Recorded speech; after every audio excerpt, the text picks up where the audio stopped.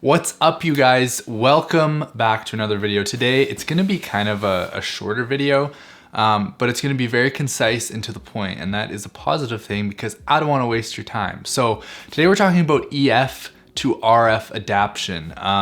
Taking your old EF lenses and adapting them to the new RF systems that Canon has released, and just kind of my thoughts on it. My experience with it, and if I think it's good, if I think it's absolutely garbage.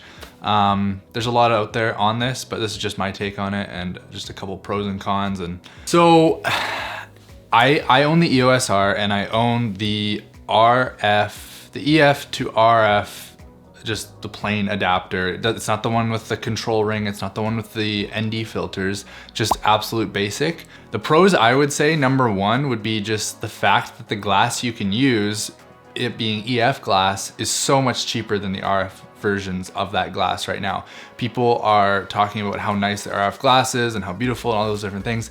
It really is. If I'm gonna be smart with the money I'm investing into my gear, currently, I don't see the benefit of the RF glass right now. I can kind of get 4 to 5 EF lenses for the price of maybe 3 RF lenses. And to me, that's a big bonus. I really love that. The next thing I would say is that I haven't had any issues adapting. Like, everything that's supposed to work on the lens works flawlessly from my experience. Everything's worked great. I've had no focusing issues. I've had no image stabilization issues. I had no connection issues with saying there's no lens on or anything like that. I know, like, you can get, when you get into adapters and stuff like that, sometimes you can have those concerns that it's not gonna connect properly, or I'm not gonna be 100% reliant on this because I'm not sure. It's this, like, this middleman between the lens and the camera, and I don't really trust it. But I put full trust in this adapter. It's worked so well. I've had no issues, 0 issues at all.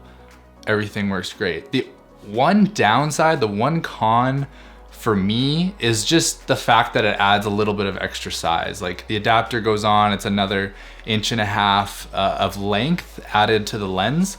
And it's not like it's been a super huge, like, downfall for me or something that's been crippling to the work I do or anything like that. But it's still just kind of a pain to have that extra little bit of length. It would be nice to have just the lens mount right on. So that's been the one downside for me. Other people have talked about sharpness, that the fact that the lens, the back of the lens, this element here is not as close to the sensor of the camera, and there's that space in between. Your image isn't gonna be as sharp with RF glass, which I would believe is true, but I haven't seen, like, a difference where I'm like, it's just not sharp because the lens is so far off, so far away from the sensor. You are gonna get a sharper image for sure if your lens is closer to the sensor, but I haven't noticed any sharpness issues whatsoever. I use this lens a ton. This is my 100mm macro. I kind of use it as a lightweight telephoto as well as a macro lens, and, like, this is one of the sharpest lenses that Canon makes. Not the sharpest, but one of the sharpest. And yeah, it still performs amazing.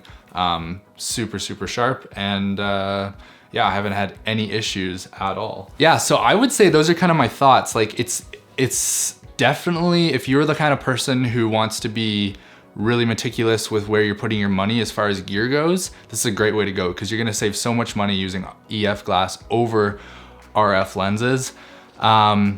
If you're someone who has tons of money just to blow on the best of the best, and you absolutely need that, I don't think there's enough difference to make it worth it as far as quality goes.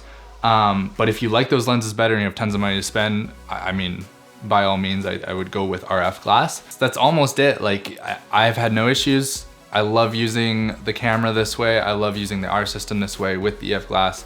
I'm glad Canon made it possible to be able to do this. Biggest thing for me is money saving, which allows me to put that money into other gear. That's the biggest thing for me personally. No quality differences, issues that I've noticed at all.